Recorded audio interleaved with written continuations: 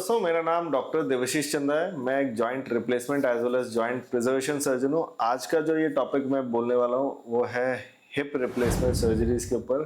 Hip replacement का एक particular surgery होता है जिसे हम कहते हैं पार्शियल हिप रिप्लेसमेंट या hemi hip replacement surgery. Hemi hip replacement या पार्शियल हिप रिप्लेसमेंट क्यों ज़रूरी है, क्यों उसके बारे में जानना ज़रूरी है? मुझे लगता है बहुत सारे कन्फ्यूजन्स हैं जिनके बारे में आपको बिफोर हैंड जानने की ज़रूरत है अगर आप ये सर्जरी कराने जा रहे हैं, क्योंकि एक बार सर्जरी हो गई तो दोबारा इसके बारे में डिस्कशन नहीं कर पाएंगे। सो हाफ हिप का मतलब क्या है, सबसे पहले समझाता हूँ। जैसे हमारे हिप में पेल्विस के साथ एक सॉकेट होता है और हिप में एक बॉल एंड सॉकेट जॉइंट होता है। बॉल एंड सॉकेट में नीचे थाई बोन का एक बॉल होता है जो कि सॉकेट के साथ जाके मूवमेंट देता है हमें। किसी कारणवश अगर ये हिप में फ्रैक्चर हो जाए एल्डरली पेशेंट्स में, तो हम उसमें हिप रिप्लेसमेंट करते हैं, क्योंकि इस फ्रैक्चर को ऑपरेट करके जोड़ने के चांसेस कभी कभी कम होते हैं बहुत ज़्यादा। Hemi hip replacement total hip replacement से कैसे डिफरेंट है? जैसे इसमें सिर्फ हम स्टेम और हेड जो है उसको रिप्लेस करते हैं। जो एस्टेबुलम कप है, जो सॉकेट है, उसको हम छेड़ते नहीं है। जैसा है हमारा आइडियल सॉकेट, उसी में हम सिर्फ मेटल के साथ एक हेड को लगा देते हैं जो कि अंदर मूवमेंट देता है। ठीक है, ये इस तरह से इसके अंदर घुस जाता है और सामने अपने नॉर्मल नेटिव कप के साथ लग जाता है। तो बहुत लोगों के दिमाग में ऐसा है कि जब हम ऐसा कप लगाते हैं तो ये कम्प्लीटली बायोलॉजिकल हो जाता है, मतलब कि भगवान का दिया वाला एक पार्ट बच गया, दूसरा पार्ट हमने रिप्लेस कर दिया। बहुत कॉमनली पेशेंट्स मेरे को पूछते हैं, सर टोटल हिप रिप्लेसमेंट मत करिए, पार्शियल हिप रिप्लेसमेंट कर दिए, मेरा एक पार्ट जो है वो बच जाएगा। तो मैं आपको समझाना चाहता हूँ इसकी इंडिकेशंस क्या है। इसकी इंडिकेशन आज के दिन पे सिर्फ और सिर्फ उन पेशेंट्स के लिए है जिनकी लॉन्ग टर्म सर्वाइवरशिप, मतलब कि उनके जीने के लंबे तरह तक जीने के चांसेस कम है। जैसे जिनकी 10 से 15 साल लाइफ एक्सपेक्टेंसी है, मतलब कि 10 से 15 साल ही जीने के चांसेस है। जैसे मल्टीपल कोमॉर्बिडिटीज के साथ एल्डरली पेशेंट, 70, 80, 90 के पेशेंट जिनकी मल्टीपल हेल्थ इश्यूज है, मल्टीपल प्रॉब्लम्स है, जिनके कारण उनकी लाइफ एक्सपेक्टेंसी हम ज़्यादा एक्सपेक्ट नहीं कर रहे हैं। कैंसर के पेशेंट्स हैं, हम एक्सपेक्ट कर रहे हैं कि वो 10 साल 15 साल से ज़्यादा नहीं जिएंगे। या ऐसी कुछ कंडीशंस है जिनमें लॉन्ग ड्यूरेशन की सर्जरीज नहीं की जा सकती है।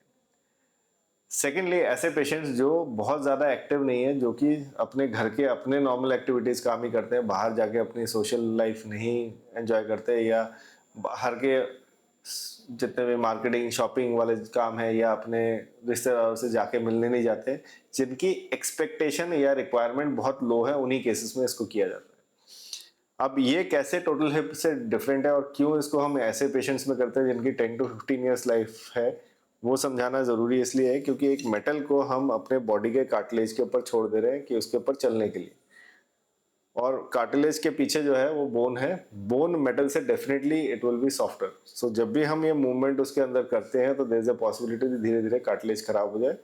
कार्टिलेज खराब होके बहुत समय जो है बोन पे हिट करता है, बोन भी खराब होके और अल्टीमेटली प्रोट्रूशन बनने के चांसेस होते हैं। तो इसको इसलिए आज के दिन पे हम लोग यूज नहीं करते, क्योंकि अगर हमें 10 से 15 साल रखते हैं, बोन सॉफ्ट है, तो देयर इज अ पॉसिबिलिटी कि आपकी बोन को धीरे धीरे दबा के अंदर घुस जाए। ऑस्टियोपोरोटिक बोन में बहुत कॉमनली पॉसिबल है। इसलिए ऐसे पेशेंट जिनकी एक्टिविटीज कम है, जिनकी लाइफ की लॉन्गेटिविटी ज़्यादा नहीं है, उन्हीं केसेस में आज के दिन पे इसको किया जाता है। पार्शियल हिप इसीलिए बोलते हैं क्योंकि सिर्फ बॉल और स्टेम को बदल रहे हैं। स्टेम कैन बी अनसीमेंटेड और सीमेंटेड, दोनों तरह की हो सकती है, बट इसमें फ़ायदा ये रहता है क्योंकि ये शॉर्टर ड्यूरेशन सर्जरी, हमने सिर्फ हिप को बाहर निकाला, उसमें टूटी बॉल को निकाल के इसको स्टेम को फिट करके रिड्यूस कर दिया और पेशेंट चलना शुरू कर देते हैं।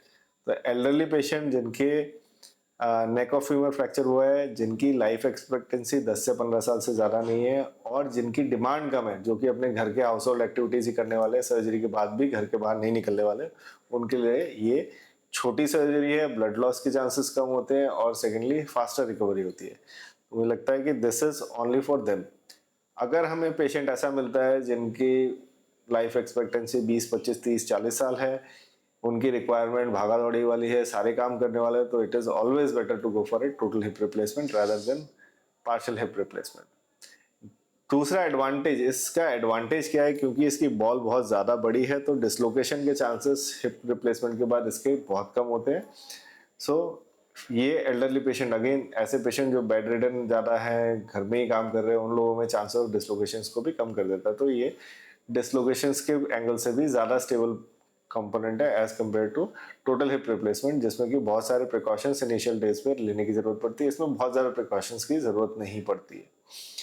इसके अलावा इसमें क्योंकि शॉर्टर ड्यूरेशन ऑफ सर्जरी है, तो शॉर्टर स्टे, आईसीयू स्टे, ये सारी चीज़ें कम हो जाती हैं। तो again this is good for patients who have multiple issues, multiple medical issues, उनके लिए हम लोग करते हैं। अगेन अगर आपको हाफ हिप रिप्लेसमेंट से रिलेटेड और भी कोई सवाल है आपके दिमाग में आता है जो मैंने इस वीडियो में स्किप कर दिया है, देन डेफिनेटली आप इसके बारे में पूछ सकते हैं और मुझे कांटेक्ट कर सकते हैं। आपको अगर ऐसा कोई भी सब्जेक्ट है जिसके बारे में जानना है तो नीचे दिए गए नंबर पर आप अपने कमेंट्स ज़रूर डालें, मैं ज़रूर बोलूँगा और आपके लिए वीडियो बना के ज़रूर लाऊंगा। Thanks for watching this video. अगर कोई ऐसा है जिसको इस वीडियो से फ़ायदा मिलने वाला था, do like and share him as well. Thanks for watching this video.